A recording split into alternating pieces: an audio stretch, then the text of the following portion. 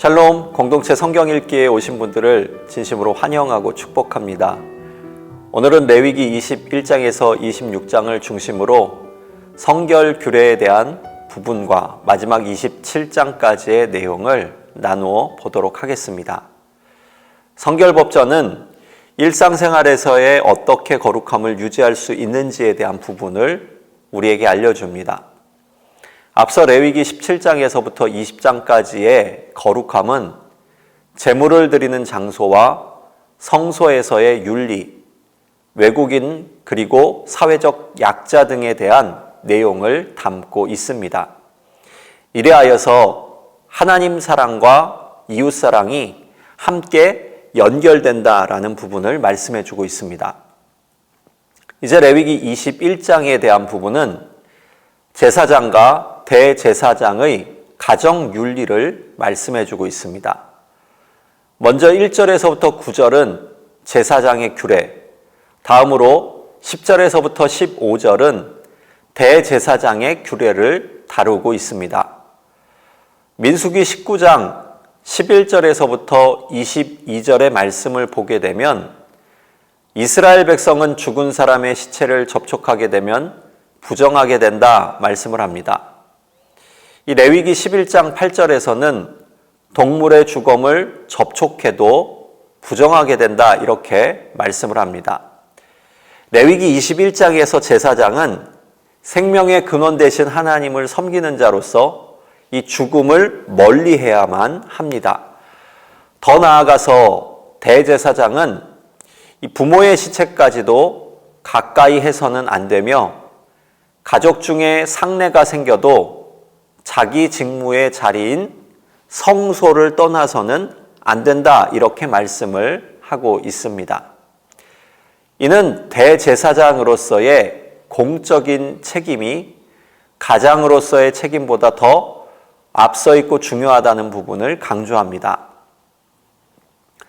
다음으로 레위기 21장 7절에서는 제사장의 혼례를, 그리고 레위기 21장 13절에서부터 14절까지는 대제사장의 혼례에 대한 말씀을 합니다.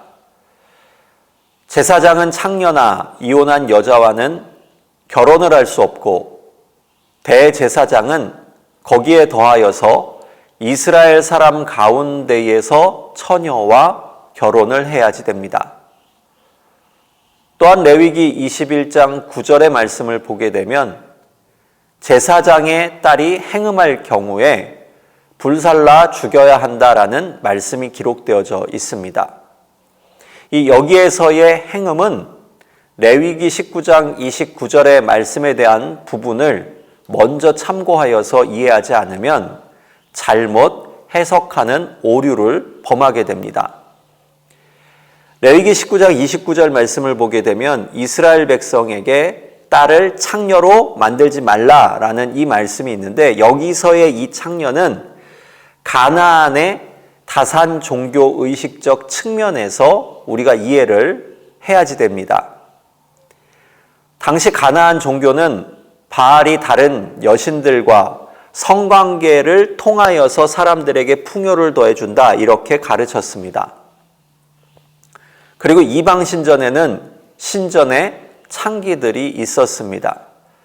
이리하여서 오늘 본문에서 창녀와 관련된 이 언급은 당시 가나안 종교의 타락한 종교 의식에 대한 부분을 차단하는 것입니다. 결론적으로 제사장과 대제사장이 창녀와 결혼하면 안 된다라는 이 말과 제사장의 딸에 대한 행음 차단은 가나안 종교에 심취하게 만들지 말라라는 경고의 말씀입니다. 또한 레위기 21장 16절 이하의 말씀을 통하여서 유체에 흠이 있는 사람은 제사장 직임을 할 수 없다라는 이 말씀은 장애인을 위한 배려로 해석을 할 수가 있습니다. 당시에 짐승을 잡는 고대 제사에는 육체적인 힘이 많이 요구되었기 때문에 신체에 장애가 있으면 제사를 온전히 집행하기 어려웠습니다. 그런 사람들을 제의 직무에서 제외하되 그들도 함께 성물을 먹도록 허락한 것은 약자를 배려하시는 하나님의 사랑을 잘 나타내주는 부분으로 해석을 우리가 할 수가 있습니다. 이어서 레위기 22장으로 넘어가면 성물을 먹을 수 있는 사람에 대한 규례와 흠 있는 제물을 드리는 문제에 대한 부분을 다루고 있습니다. 22장 10절에서부터 16절을 보게 되면 제물을 먹을 수 없는 사람은 일반인, 제사장의 집에 머무는 객, 또한 품꾼이 추가가 됩니다. 여기에서 일반인은 제사장이 아닌 사람을 가리키고 나그네는 집이 없이 떠돌아다니는 사람입니다. 또한 품꾼은 일용직이나 계약직 노동자를 뜻합니다. 다시 말하여서 제물을 먹을 수 있는 구성원은 제사장의 가족만 해당되어진다라는 말씀입니다. 이것은 일반적인 음식이 아니라 여호와의 성물로 드린 제물이기 때문에 분명한 제한을 두고 있습니다. 이어지는 레위기 22장 17절에서 25절 말씀을 보게 되면 흠 있는 제물을 드리는 문제를 지적하고 있습니다. 23절 말씀에 보게 되면 소나 양의 제차가 더하거나 덜하거나 한 것은 흠 있는 제물을 의미합니다. 이 말씀은 당시 이스라엘 백성 중에 병들고 건강하지 못한 짐승을 하나님께 제물로 드렸던 사람들이 분명히 있었다라는 부분을 말씀하고 있습니다. 이러한 예는 말라기 1장 6절에서부터 14절의 말씀을 통하여서 병든 제물을 하나님께 드렸던 이스라엘 백성의 제사를 선지자가 고발하는 것으로도 우리가 알 수가 있습니다. 하나님은 마음의 중심을 살피시는 분이심을 말씀하고 있는 거죠. 레위기 23장으로 넘어가게 되면 유대인의 여러 절기들에 관한 규례입니다. 5절에서부터 8절까지 유월절과 무교절에 대한 부분, 15절에서부터 22절까지 맥추절, 그리고 33절에서부터 43절은 초막절을 다루고 있습니다. 이것은 이스라엘의 3대 절기이기 때문에 이스라엘의 모든 성인 남자들이 예루살렘으로 올라가야지 됩니다. 이어서 3절 말씀에 보게 되면 안식일, 그리고 9절에서 14절 말씀을 보게 되면 첫 곡식단을 드리는 절기, 23절에서부터 25절은 나팔절, 그리고 26절에서부터 32절까지의 말씀은 속죄일에 대한 부분을 다루고 있습니다. 이 7가지 명절 가운데에 이스라엘 달력으로 7월 1일은 곧 보리로 첫 곡식을 드리는 명절을 제외한 나머지 명절에 일과 노동, 생업이 금지된다라는 부분을 강조하고 있습니다. 호남신대의 김선종 교수님은 레위기 23장의 절기법을 이 성결법전이란 부분 안에서 시간과 역사에 대한 관점으로 재해석하셨습니다. 시간은 일상의 시간과 거룩한 시간으로 구분이 됩니다. 물리적으로 보게 되면 이 시간은 같지만 이 시간 안에 특별한 하나님께 속한 시간, 그러니까 생업을 잠시 내려놓고 예배의 자리로 나아갈 수 있는 삶, 이것이 곧 하나님의 것으로 구별하여 드리는 거룩한 삶으로서의 예배에 속한다라고 해석을 하였습니다. 이제 레위기 24장은 여호와의 이름을 모독하여 저주한 자에 대한 부분입니다. 이 부분은 눈에는 눈, 이에는 이라는 명령으로 하나님의 이름을 모독하여서 대적한 자에게 그 처벌을 엄중하게 실시할 것을 명령하고 있습니다. 이 복수법은 사회적 범죄를 억제하기 위하여서 복수와 처벌을 사람들 앞에서 엄중하게 실시하되 보복이나 안갚음을 인정하거나 권장하는 것이 아님을 분명히 우리가 알아야지 됩니다. 예를 들어서 어떤 개인이나 공동체가 피해를 당했을 때에 벌은 피해 이상으로 되갚음을 할 수 있는데 이런 경우가 발생하는 것을 막기 위하여서 받은 만큼의 처벌만 내리는 것으로 끝내야지 된다라는 부분입니다. 이리하여서 이 법은 무차별적이고 부분별한 이 복수를 제어하려는데 그 목적이 있습니다. 레위기 25장은 안식년과 희년법을 말씀해 줍니다. 레위기 25장의 안식년 규정에서 7년마다 땅을 주기적으로 경작하지 않는 규칙은 본래 땅이 가지고 있는 이 생명력에 대한 존중으로 해석을 할 수 있습니다. 특별히 레위기 25장 6절에서 7절의 말씀을 보게 되면 이스라엘 백성은 7년마다 지켜야 하는 이 안식년 제도의 수혜자 목록에 인종과 신분이 각기 다른 7 구성원이 6절에 보게 되면 너희라는 이 공통된 이름 아래에 열거가 됩니다. 다시 말하여서 이스라엘 백성인 너와 내 남종, 내 여종, 내 품꾼, 너와 함께 거류하는 자, 내 가축, 그리고 내 땅에 있는 들짐승들입니다. 이 모두가 땅의 안식년과 더불어서 함께 쉼을 얻는다라는 말씀입니다. 다음으로 희년은 7번째 안식년이 지난 다음 해인 50년마다 지키는 절기로서 거룩한 해입니다. 모든 토지와 집의 소유권이 다시 원소유자에게 되돌아가도록 규정을 합니다. 뿐만 아니라 종되었던 사람들도 원래의 자리로 돌아갑니다. 이 제도는 모든 경제적인 불평등의 문제를 해결하고 또한 부의 세습과 가난의 대물림이라는 이 악순환의 고리를 끊어버리고 기존의 사회 구조를 변혁시킬 수 있는 새로운 기회를 제공합니다. 이 레위기의 희년 본문에서 가난해지는 단계는 내 형제가 가난하여 라는 문구로서 4번에 걸쳐서 나뉘게 됩니다.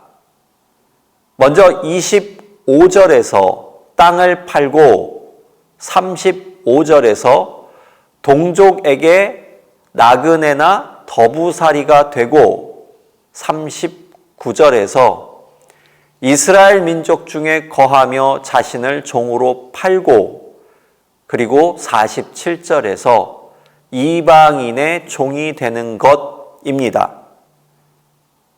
성경에서 가장 비참한 가난은 이방인의 종이 되는 것이지만 오늘날 돈 때문에 스스로의 삶을 매듭짓는 가난함의 단계를 보게 됩니다.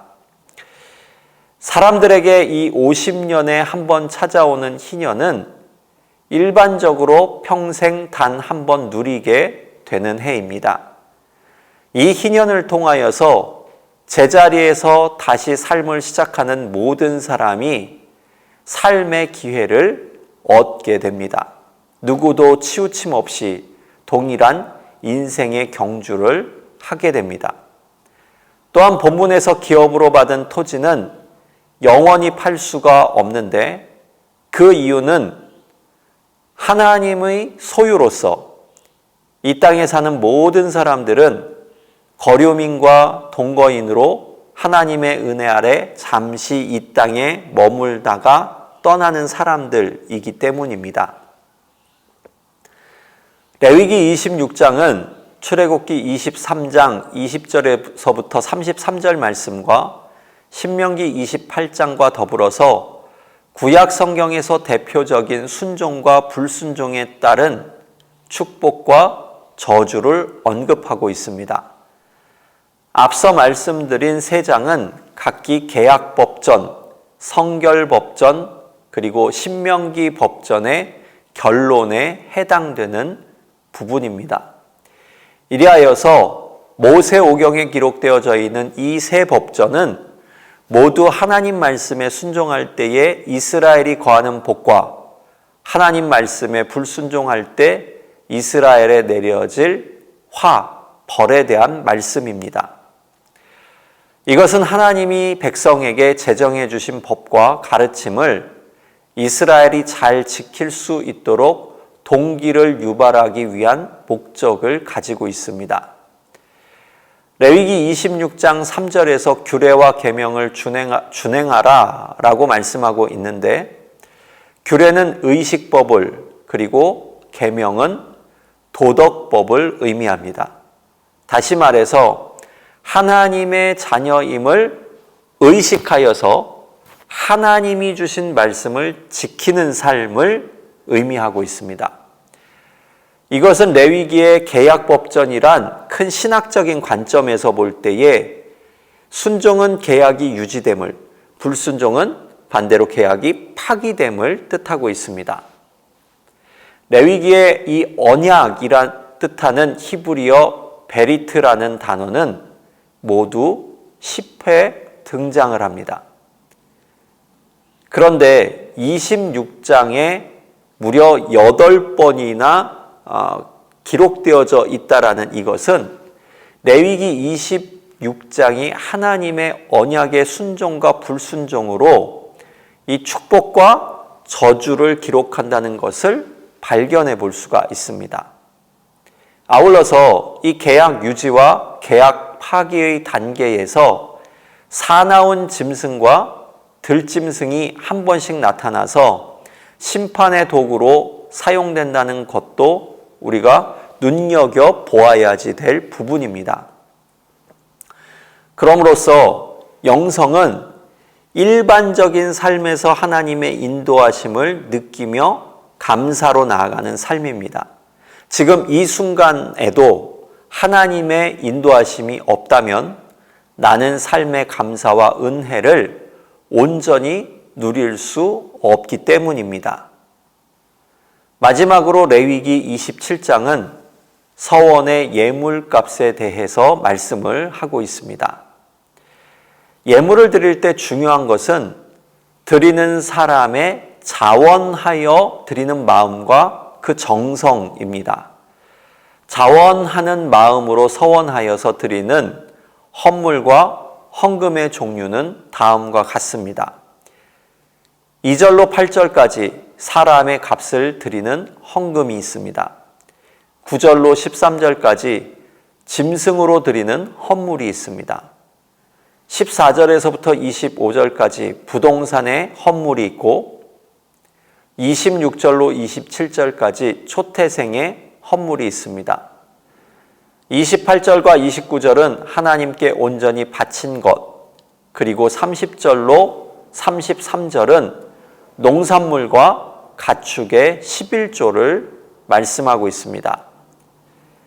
서원을 하여 여호와께 드릴 때에 한 번 서원한 것은 임의로 다른 것과는 교환을 할 수가 없습니다. 또한 제사장의 지도에 따라서 드려야지 되고 하나님께 온전히 바친 경우에는 거룩한 것이기 때문에 팔거나 물을 수 없습니다. 마지막으로 초태생과 11조는 처음부터 하나님의 것으로서 구별된 것이고 사람이나 짐승의 처음 난 것 또한 하나님의 것으로 구별하여서 드리게 됩니다. 레위기의 핵심 단어는 거룩입니다. 내가 거룩하니 너희도 거룩하라 라는 이 말씀, 이것은 하나님의 음성에 귀 기울이라는 말씀입니다. 그리고 그러한 사람은 오늘도 내 삶 속에 불평보다 감사가 넘치게 될 것이다 말씀하고 있습니다. 그 이유는 하나님의 도우심 없이 내가 홀로 이 삶을 감당할 수 없는 것을 깨닫게 되기 때문이죠. 이제 레위기 21장부터 27장까지의 내용을 성경을 통하여서 다시 한번 묵상해 보시기 바랍니다.